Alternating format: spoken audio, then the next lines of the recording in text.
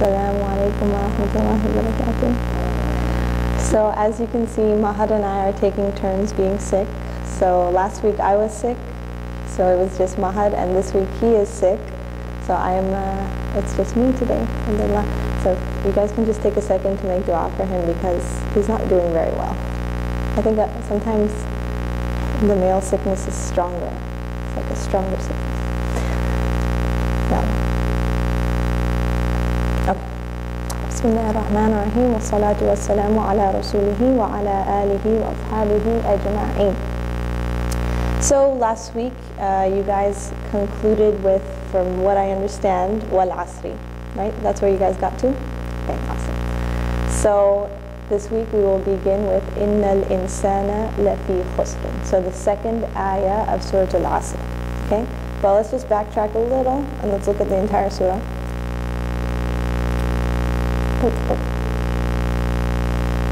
Here it is. Bismillahirrahmanirrahim. Okay? So let's just look at the entire surah so we know where we're at. So Surah Al-Asr, A'udhu billahi minash shaitanir rajeem, wal asr. That's where you guys got to last week. Innal insana lafi khusr illa alladhina amanu wa amilu salihati wa tawasaw bil haqqi wa tawasaw bis sabr. So my intention today, inshallah, is to get through ayah 2 and maybe even half of ayah 3. Okay? We will see how far I can get. Okay, so last week you did wal asri, which was Allah subhanahu wa ta'ala swearing by time. And you guys had good reflections in regards to why Allah would swear by something at all, and then particularly what is the importance of time. The second ayah now goes into Allah has sworn, He has given that, He's done His oath by time, so He's brought attention to it, and now Allah is giving you the important message. So by time Allah swears, Inna al-insana lafi khusr. There is a lot of emphasis in this small sentence, in this small verse, according to the Arabic language. We have inna, which is simply a word used for emphasis. So certainly, definitely, no doubt, al-insana, man, is la fi khusr. The la there, the lam right there, is another lam of emphasis, and it's just showing there is even more emphasis. It's not just that he is fi khusr, but he is la fi khusr. The la is simply there for emphasis. So we have inna and la. Two words used for emphasis. So Allah is trying to make giving the audience the idea that there's a lot of emphasis on this tiny little ayah. And as we mentioned, the scholars said that if someone learned Surah Al-Asr, that would have been enough for them. So Allah is even putting more emphasis in just this small ayah to show you there's a lot going on right here. Certainly, man is definitely in loss. Okay? So let's go into each of these one by one. So the first word, inna, we said is for emphasis, al-insana. Now insan, I'm sure you guys have heard the word insan. I know it's also in Urdu. In Urdu, what does it mean? My Urdu is not very good. Insan? A human. Okay, so exactly, the same thing in Arabic. Insan is a human. Now the question is the word insan, does it mean one human or does it mean humans? How about in Urdu? Insan is one person or lots of people? One person, right? Insan. In the Arabic language, it can also be considered just one person. So, huwa insanun. He is a human. He is a human. So it can just be one person. Now the question is, as opposed to using the word nas. Nas, we know, qul a'udhu bi rabbin nas. It means a lot of people. Insan, man, and nas, all of mankind. So what is the significance of Allah subhanahu wa ta'ala taking this really important ayah and making it about man, about the singular? What do you guys think? What is that effect in the reader? Right. He's talking to, yes, of course the Quran is a book that is guidance for us, but this particular ayah, Allah is trying to directly talk to the one who's reading the book right then and there. that certainly man, and when I say man individually, that is you, particularly you, the one, O reader of the Quran, this is about you, al-insana. And also one of the significances of this is, yes, there are some ayat that show us that we are all in this together, we are this big ummah, nasta'een, na'budu, iyaka na'budu, wa iyaka nasta'een. So when we're making dua, remember to make dua for everyone together, make dua for your brothers and sisters. Yet when Allah is telling us about the loss of time and time running out and that death is near, Allah is reminding you, by the way, everyone is individual. That yes, you may have your family around you may have your friends around you right now for support, but the reality is on the Day of Judgment, every single person will come fardan fardan. Everyone will come in front of Allah subhanahu wa ta'ala by themselves, individually. You will not be able to rely on another person that day. You will not be able to rely on your closest family member. In so many ayat, Allah subhanahu wa ta'ala says that you'll be running away from your brother and your sister and your wife. You'll be running away from them, running away from your child on the Day of Judgment, saying, I have nothing to do with them. There's nothing I have to do with this person. So that person is just thinking of themselves only, because on that day, we can't rely on a single other person. It is even said that a man will ransom everything in this world. Everything in this world. Take my wife, take my kids, take anything, just save me. This is how scared and frightened one will feel on the Day of Judgment, and Allah is reminding us that that is how it will be. Also, it's a reminder to those of us who, and this, you've got to look at yourself on a case-to-case basis. Are you relying or so heavily dependent upon someone in this day and age, in this dunya, that you are actually, in a sense, you're throwing your burden upon that person? You're saying, for example, and this is an example that comes to mind because we're doing a lot of premarital training these days. A lot of times when somebody is trying to get maybe their son married or their daughter married, they'll think, my daughter, my son, they have all these issues, but you know what? You know what the solution is? I'll get them married. I'll get them married, and their spouse will be able to fix all of these problems that they have. This is sometimes in the mindset of parents, also in the mindsets of people who want to get married. I don't do these things right, and I do have this issue, I have this anger problem, but as soon as I get married, my spouse will fix that. I can never pray Fajr on time, but my spouse will fix that. What is that mentality? Who is that mentality burdening with your akhirah? You're burdening your akhirah and your dunya on another person. And that is not what Allah calls to. Allah does call to ta'awun with birr and taqwa, to work together in birr and taqwa, to support one another, help one another. But if you have your own issues, your own personal issues, that's something you need to personally work on yourself. You can't expect someone to come into the marriage and save you. Help you, support you, yes, but save you and take your burdens off of you? No. Allah says in the Quran, وَلَا تَزِرُ وَازِرَةٌ وِزْرَ أُخْرَى. And no person who bears a burden will bear the burden of another. No person on the Day of Judgment can say, well, my husband was supposed to take care of, he was supposed to wake me up for Fajr, but he didn't do it. Allah says that is your responsibility. Or a person said, well, I had this issue and that issue and this issue, and my wife didn't fix those issues in me. My wife was supposed to make me less angry. My wife was supposed to do this to me. And at the end of the day, Allah is telling us, you're going to come to Him fardan. If this is a personal issue, you need to work on it personally. Seek help from Allah.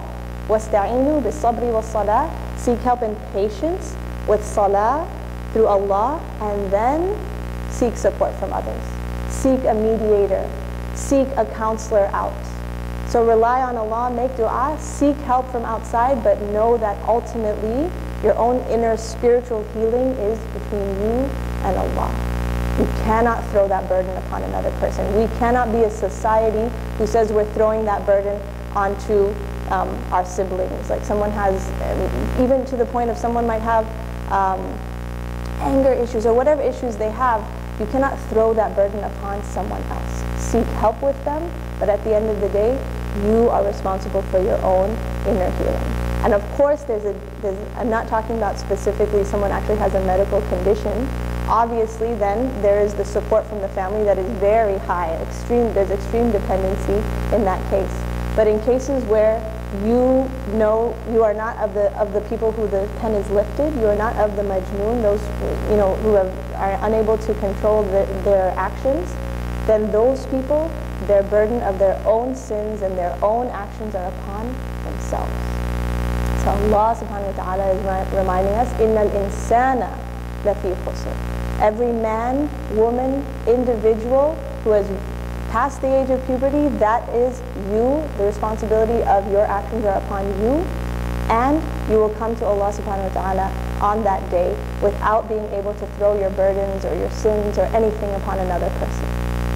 May Allah make us amongst those who are able to take responsibility for our own actions and not throw burdens upon others in this life, because we know at the end of the day we will not be able to do that in the akhirah. Ameen. Okay, so innal insana, certainly man. Next we have lafi khusr. Lafi khusr. Now in the Arabic language, this fi means in, so it's a simple in. However, fi can have it can come in different with different extra meanings. So this fi is considered lil istighraq. Istighraq is actually from the terms of Arabic grammar. It means the fi of drowning. That you are drowning. Something is drowning in something. It is not just fi like the water is in the bottle. That's a very basic fi. But this fi, they say, is lil istighraq, for drowning. Something is drowning in something. And so mankind certainly is not just in loss, but they are drowning in loss. They are drowning in loss. They don't realize that the loss is just continuing one after another, and they're unable to get out of it. They're drowning in loss continuously. Now, there's a very beautiful analogy. It kind of reminds me of the movie Inception, but just so you get an idea of your head. So I want each one of you, we're going to imagine drowning in loss in a second, and actually we're going to go through the entire surah with this analogy. So just to remind you, wal asri, by time, man is certainly in loss, except those who believe and who do good deeds, and they help one another in good.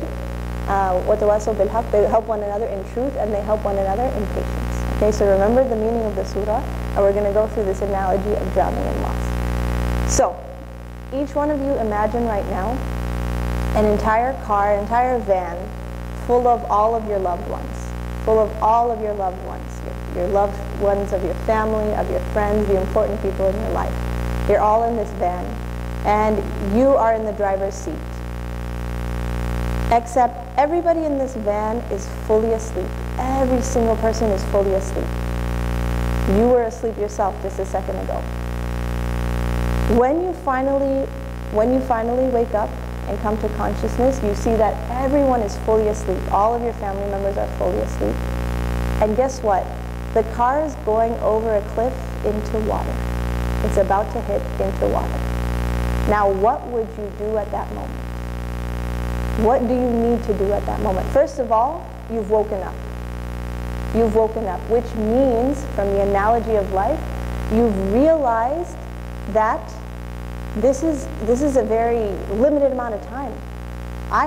In this analogy, you're going to be in water, everyone's going to drown, everyone's destruction is very near. Yours, including everyone else in that car, their destruction is very near, and the time is very limited. Allah says, "Wal asri innal insana lafi khusr." Allah is reminding us that even though we see this worldly life as extremely long, and it's, I'll do that when I'm older, Allah is reminding us there's a very limited amount of time, just like in this analogy. And so the first thing we have to do is wake up. Come to the realization that we only have a short amount of time. Just like the ice seller who's selling his ice, it's just running out, moment by moment, moment by moment. His time is running out. In this analogy, everyone in that car's time is running out. But you've woken up and you've realized it. What would be the next step? You've accepted now that you truly are going to be drowning soon. That time is running out. You're not living in this fake fantasy world where you're going to be 120 years old in your imagination and you can do whatever you need to do in the future. You realize tomorrow could be my last day. You realize that you don't even know if tomorrow is coming. And so then what do you have to do? In this car, what are you going to do? You know that you have 20, 30, 40 seconds, maybe 1 minute to help everybody. Life has become very dayiq. Everything has become very narrow. The amount of time you have is very little. So what do you do next? You take action to save yourself. You unbuckle yourself. You try to unlock the door. You're trying to figure out an escape route. But what do you need to do as well? You realize that your family in this entire van is still fully asleep. They're still fully asleep and in this dream world that the world is forever and we've got years and years to go. They're still fully asleep. They haven't woken up to the reality that time is short, that there's 1 minute left before destruction, that you don't know in your real life when is the last day for you, for them. And so what you have to do at that point is, it would be great, it would be good to save yourself, but you also have a responsibility. First to yourself, yes. قُوا أَنفُسَكُمْ وَأَهْلِيكُمْ النَّارَ. Allah subhanahu wa ta'ala says, save yourself and your family. Save yourself came first, and your family. Because you cannot help a single other soul until you are helped yourself. And I don't know if Mahad's given this example. I've just heard him say it so many times recently, so I don't know if he's given it here. But it's the same example, just like in the airplane. They tell you what are the steps, what are the procedures for when there's too much turbulence and the oxygen mask is going to go down. They always say, take the oxygen mask and put it on yourself first, and then go and help another individual. You cannot help others unless you've helped yourself. You need to be good. You need to look at your relationship with Allah. Look at your understanding of time. Look at your understanding of this dunya and the akhirah. Help yourself. So then you are able to help others. If you try to help others without helping yourself, you will probably break down. How can you help others with their struggle when you don't have the answers to these questions? You still have doubts. You still have difficulties. Yes, you can help them, but also at the same time, you need to be trying your best to help yourself. So you've realized, you've woken up, you've realized that time is short, you've taken some action to save yourself, and now you realize, you know what? I have a responsibility to my family, and I have to wake them all up. I have to wake them all up. I have to shake them all up and wake them up from this dream that they're in, and wake them up to the reality that there's only a minute left before destruction. That in reality no one knows when the end will come, and that they have to start living their life as if tomorrow, as if today is their last day. And then finally, you've woken everyone up. You've made them come to this realization, and now you work together.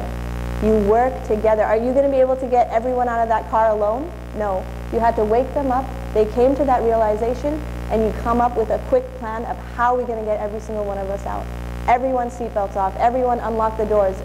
Someone grab the kids. Someone grab this or that. Grab whatever it is you need to grab. Let's make a plan to exit. Let's make an escape route. And Allah says, وَتَوَاسَوْا بِالْحَقِّ وَتَوَاسَوْا بِالصَّبْرِ. This analogy is like the entire surah of Al-Asr. وَالْعَصْرِ إِنَّ الْإِنسَانَ لَفِي خُسْرٍ. Allah is giving us the issue.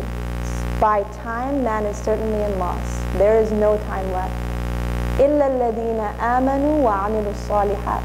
Except for those who believed. They came to the realization and they believed and then did good things, did good deeds. وَتَوَاسَوْا بِالْحَقِّ وَتَوَاسَوْا بِالصَّبْرِ. And then they worked together with their family, with their friends, with their community, in truth and in patience to succeed ultimately in this limited amount of time that we have. Okay. Now for our first reflection question. So, khusr, the word khusr. So we'll just go back to the word khusr. We said that khusr means loss. So innal insana, certainly man, la is certainly, fi, in, drowning in, khusr, in loss. Now khusr is interesting because out of the words for loss that exist, khusr is a word that means not total loss. It means some amount of loss. Okay? There's words that are even stronger than that mean extreme and complete total loss. So Allah has even given us a lighter version of the word that gives us hope that there is a chance to come out of loss. But what I want you guys to think about, so Allah is saying man is in loss. Man is in loss. And if we think of loss versus success, failure versus success, I want you guys to think for a moment, what do you think Allah means in terms of loss and failure here? What is society's version of being in loss? And then what is the Quranic, what do you think is Allah's intended version of being in loss? And I want you guys to compare the two. So think, what does society think means failure versus success? And what does Allah think, what does Allah believe and want us to believe as failure versus what is success? So think more along the line of failure versus success, whether in this dunya by society or based on Allah subhanahu wa ta'ala's teachings. Okay? So we're going to open it to discussion right now. So try to get in groups of 3 if you can and discuss your thoughts. What is the definition of loss by society or failure by society versus the definition of loss or failure in the eyes of Allah?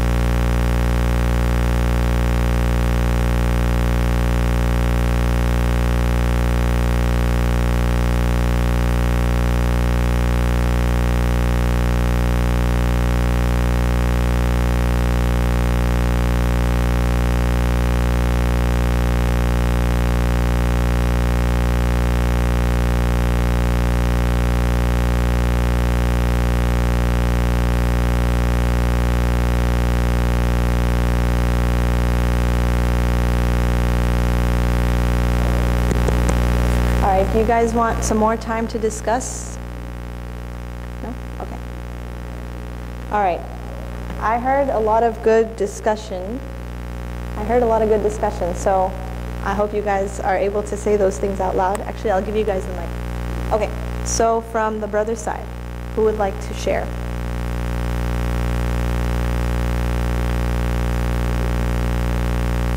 I'll put it here.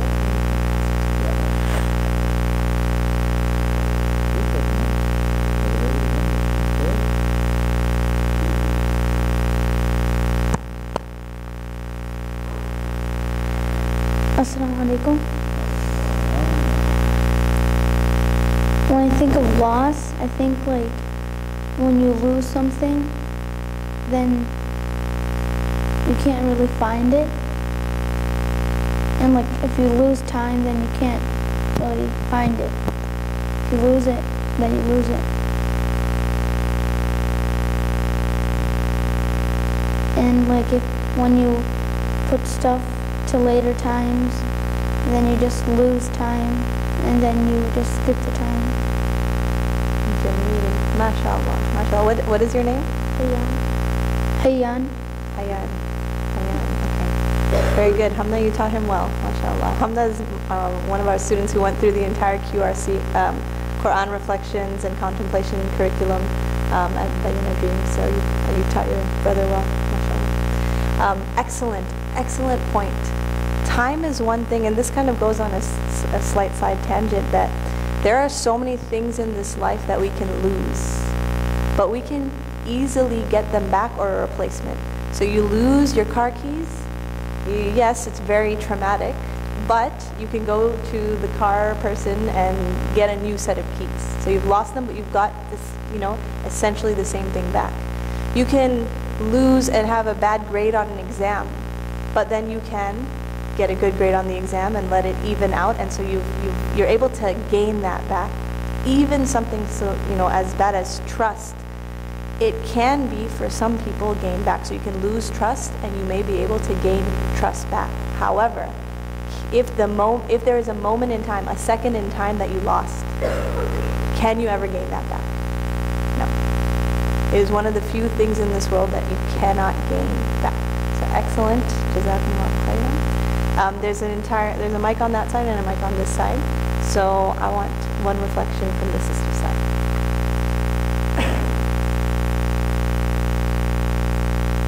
On definition of loss, society versus Quran.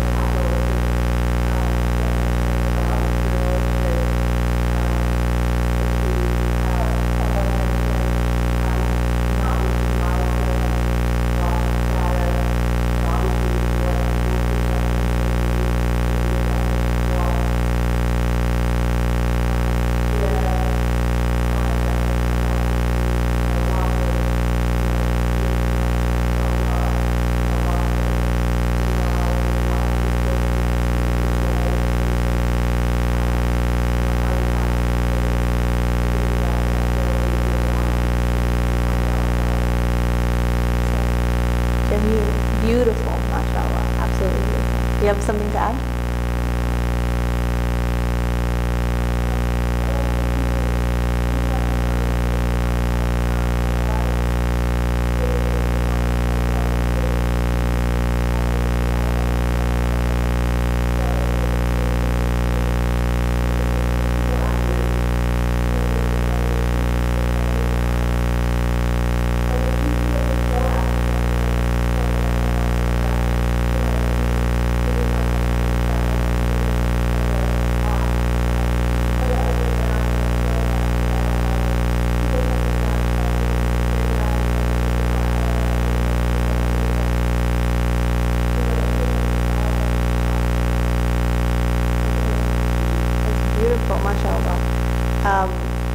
Is that my phone name?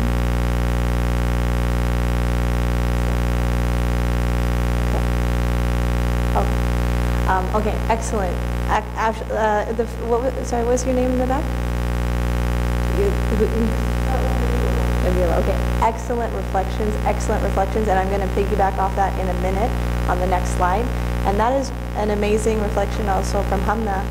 You may, in chasing after the akhirah, there may be perceived loss in the dunya. Having to give up something that you thought was your goal.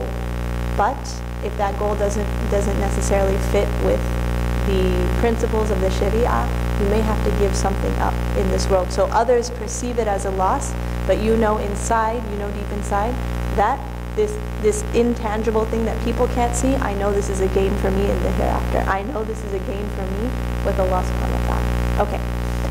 Any other points on the guy's side?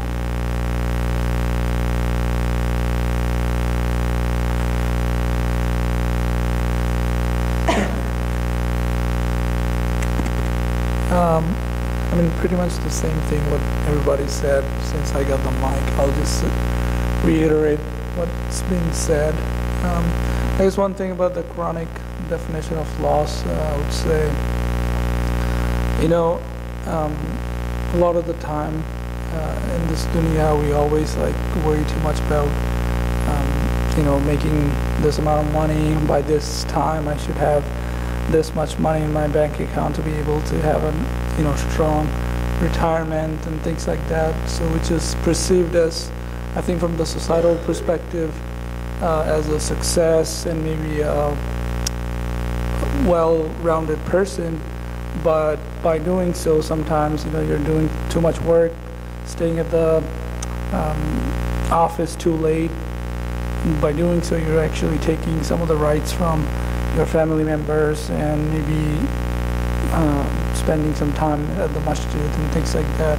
So you're actually, your opportunity cost of dunya, or actually akhirah, is your this thing, the materialistic gain that you think is success and things like that. So I think that's one of the things, the opportunity cost for everything. So you just have to make a choice where you want to lose and where you want to gain. Jazakumullah khairan. Jazakumullah khairan.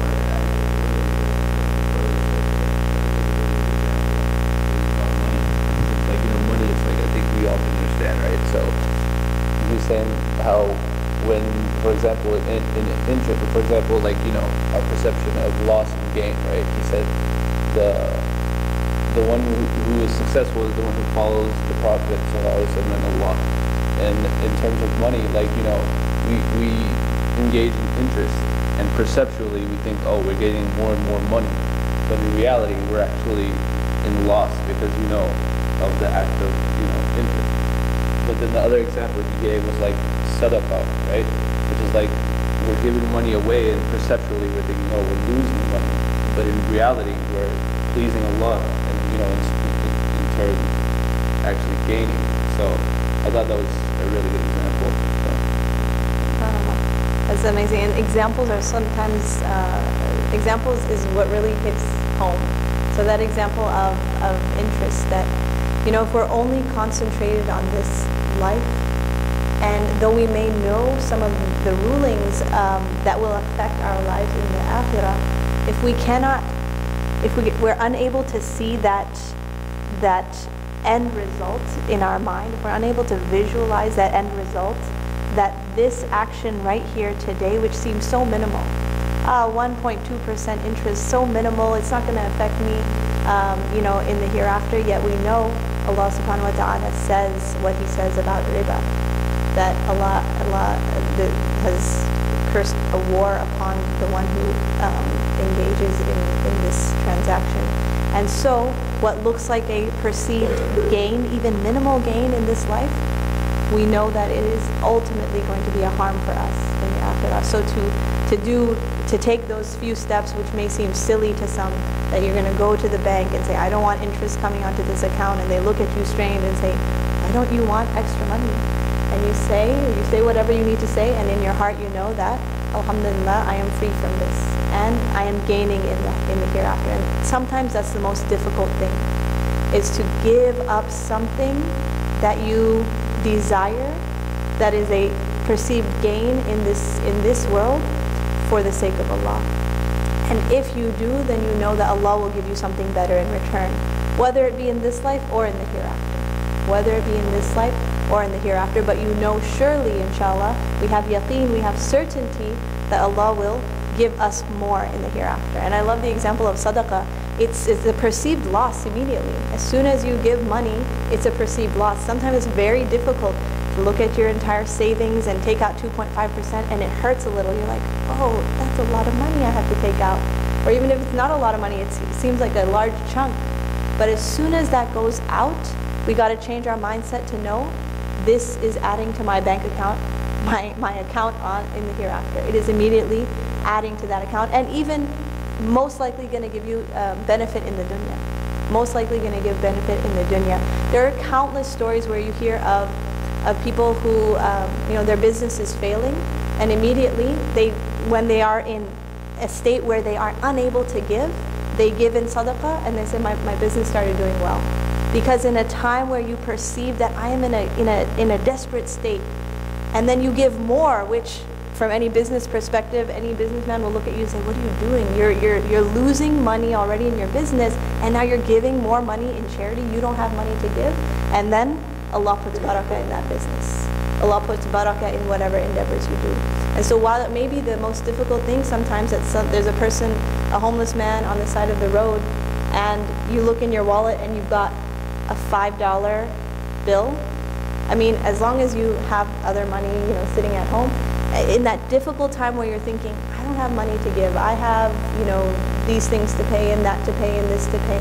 But if you know that you are taken care of by giving it this $5, you're not going to completely fall into bankruptcy at that moment. That is one of the most difficult times to give, but inshallah one of the most rewarding things. And you may find that reward immediately in your life. There are times in your life where all of a sudden, maybe when we were younger it happened, but it may even happen when we're older, that money just comes to you. You never expected that money to come to you. It may be a family member who gives you this cash, or something comes about and this cash is given to you. You should just think back in your life and say, perhaps this is a result of that time that I gave when I was direly in need. Allah has His ways of getting His barakah to you, whether it's in the form of actual financial gain or another financial gain. But every cent you give in this world that seems like a perceived loss in terms of sadaqah and charity, there is a gain, inshallah, in this life perhaps, but surely in the akhirah. So I wanted to, as Nabila mentioned, and I think that was the conversation of everybody, that this perceived understanding of loss in this world, in society, is the loss of fame, the loss of power, the loss of status, and of course monetary loss. Yet we know from the examples in the Quran that Allah subhanahu wa ta'ala gives us, the prophetic examples that He gives us, the examples of prophets, we see that that was not what actual loss was. Can you think of any prophets from amongst the Anbiya who lost power, fame, status, or wealth, or didn't have them to begin with? Any thoughts? Yusuf alayhi salam. Yusuf alayhi salam, by dunya standards, had lost so much in his life. He was from a free man made into a slave. From a slave, he is a servant, then he is put into jail. According to the dunya standards, he is a loser, right? Astaghfirullah, a'udhu billahi minash shaitanir rajim. A'udhu billah, from saying something like that, but from the dunya perspective, someone would say that person has lost. They've been put into slavery, they've been put into jail. Yet we know the reality is he is not considered amongst the losers at all. And instead, it was his taqwa. It was his faith in Allah. It was his patience, his beautiful patience and reliance upon Allah in that time that made him amongst the highest of the Anbiya. It made him amongst the highest of people. He was a prophet of Allah subhanahu wa ta'ala. And so this perceived dunya version of success versus loss is not how we should perceive success and loss. Who was one of the most powerful men to ever live? The most powerful man to ever live, who believed that he was Allah because he was so powerful. Fir'aun. This man, by dunya standards, was the highest. He had the highest status. He was the ruler of an entire empire. He had servants at his will, doing whatever he pleased. And so from his standards, from his dunya standards, he was, as he said, أَنَا رَبُّكُمُ الْأَعْلَى. He said to the people, I am your Lord the Most High. A'udhu billah, astaghfirullah, that he said something like that. So he perceived himself from the dunya standards as the most successful of all people. Yet Allah tells us about him what? That he was amongst the khasirun, that he is amongst the worst of losers. He is amongst the worst of losers for what he did. And so we have to be able to look at our perception, really think deeply about what is our perception of loss, of failure, versus our perception of success, and is it in line with Allah's understanding of what He wants us to understand of loss and success. And if we are going closer to that of the dunya standard, then we need to have a reality check. If what success is to us is only these things, they are materialistic, they are power related, fame related, then we need to have a reality check. Those things are not necessarily bad. Wealth is not a bad thing. Being in a position of power is not a bad thing. But if that is what your goal that you are ultimately striving for, at the expense of your akhirah, then you perhaps will be amongst the losers. And so we have to reflect upon what is our definition of loss versus success. We have some examples here, the Quranic examples. So we have Salih alayhi salam, who came to the people of Thamud. What was their problem with him? One of the problems they had is he said, he's a prophet from amongst us. He's not like a noble man. He's not a very rich person. He was just a regular, average in terms of wealth, averagely, rich. So why was he going to be the prophet? So this was one of the issues that they had with Salih alayhi salam. So Allah did not see wealth as the marker for his success. You had Yusuf alayhi salam, as we mentioned, thrown in a well, enslaved, imprisoned. Nuh alayhi salam, by their standards, by those who did not believe in him, which is most of the people, he was a failure who was doing crazy things that made no sense to them, and they mocked him for so many years. And he had to have this resilience that although the world sees me as a loser, they see him as someone who doesn't understand anything and is making a big huge ark in the middle of there's no water here. But he had to look at it from the perception of Allah, that in Allah's eyes, I am striving for success, even though the entire society is against me.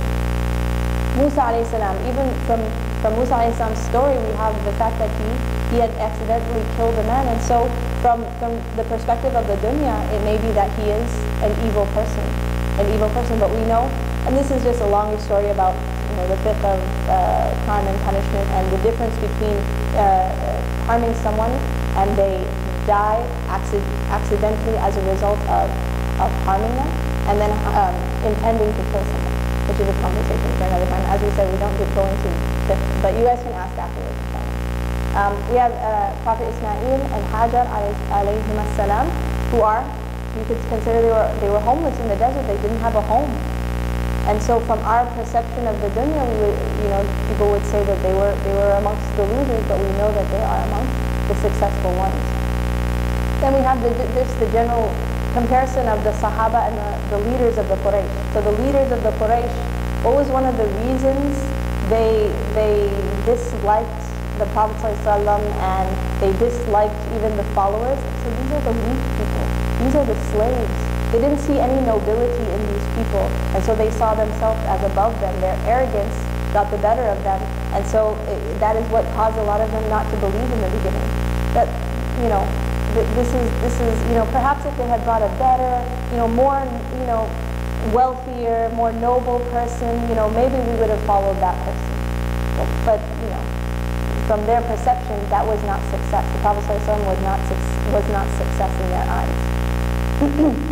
We had the example of Fir'aun, who is the most rich and powerful of all leaders at that time, but in the eyes of Allah, he is not a success. So, so then what is this? What is, going back to the surah, so what is the surah trying to teach us? That inna al-insana lafi khusr, that mankind, we are all in loss.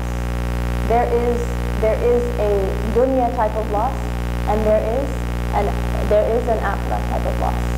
And if one is in a dunya type of loss, maybe not the wealthiest, not having the most power, not having the most fame, that is okay. There's nothing wrong with that as long as we are striving our best for an akhirah type of success.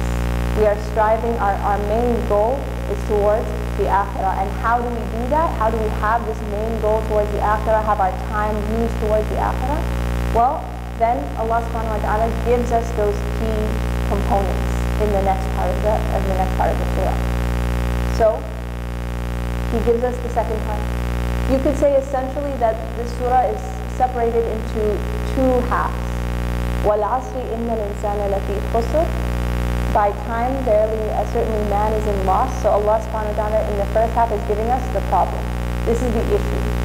Everybody is in loss. But, subhanAllah, Allah always gives us the answers as well. And so He says then what does someone have to do if everyone is generally in loss, but He says except the ones that are coming in the last part of this ayah. Illa, except those. So everyone is generally in loss, and we are still always in loss. We're always in a loss of time. But we may be able to avert that extreme loss of time by doing good in our time. But what are the actual four components one must do? Allah subhanahu wa ta'ala says, except those who believe, step 1, and did good deeds, step 2, advise one another to truth, step 3, and advise one another to patience. So Allah gives us the four components of what's going to get us out of this akhirah type of loss. Now, a little bit of a reflection on the order of the surah. So first we have the problem, everyone is in loss. Then we have who is not in loss. إِلَّا الَّذِينَ آمَنُوا وَعَمِلُوا الصَّالِحَاتِ.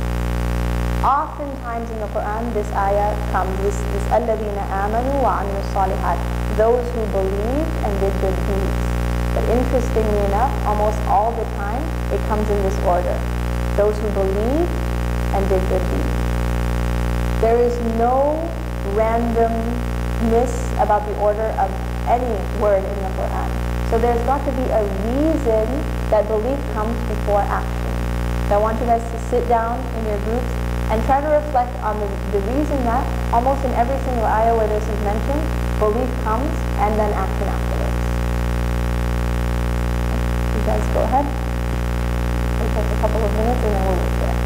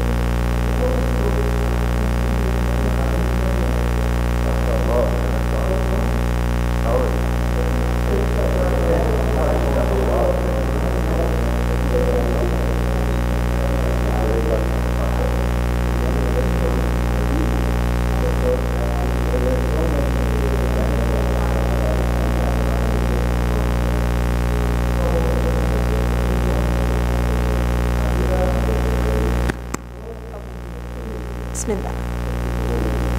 So I want to hear your guys' reflections.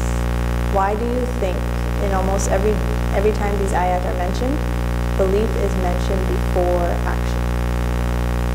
You already have the mic right there. And you guys have the mic right there.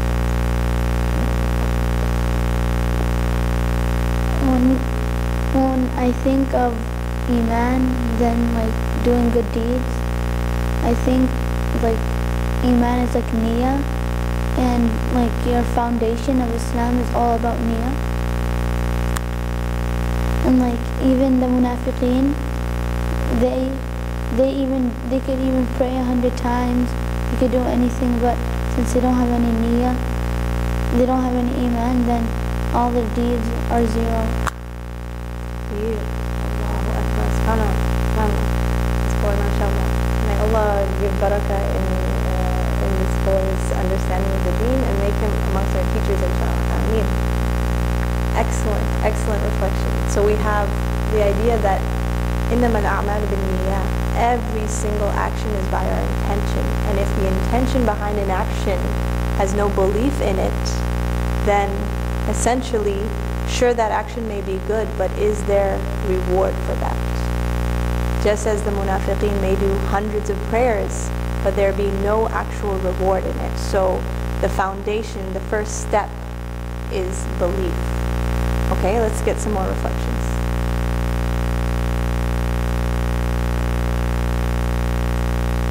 Okay, go ahead. So how I thought about it is belief comes before action, because we know that our belief and our Iman fluctuates over time, and depending on how high our Iman is or how low our Iman is, our action follows the same kind of trend. The more we have Iman, the stronger our prayers are, the more we do good, the more volunteer and all those things. But the lower our Iman is, the less we do, and so I saw it in that sense. And then if you incorporate it to the loss, the higher Iman you are, the more actions you do, the less of a loss. So the lower your Iman gets, the lower your actions get, and the higher your losses. Okay, excellent, excellent. So belief is, the higher and lower your belief is, can translate into higher or better or more action, and lower or less action. Okay, now I'm going to be devil's advocate here in the next 2 minutes that we have. By the way, you guys are free to leave after 2 minutes. This is going to be a slightly long discussion. So does that mean that people cannot do good if they don't have belief?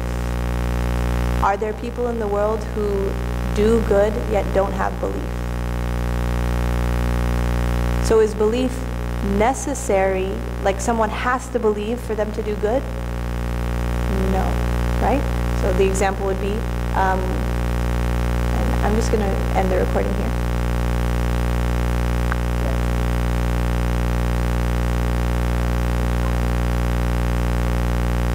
We're going to be talking about things that I'd rather not have recorded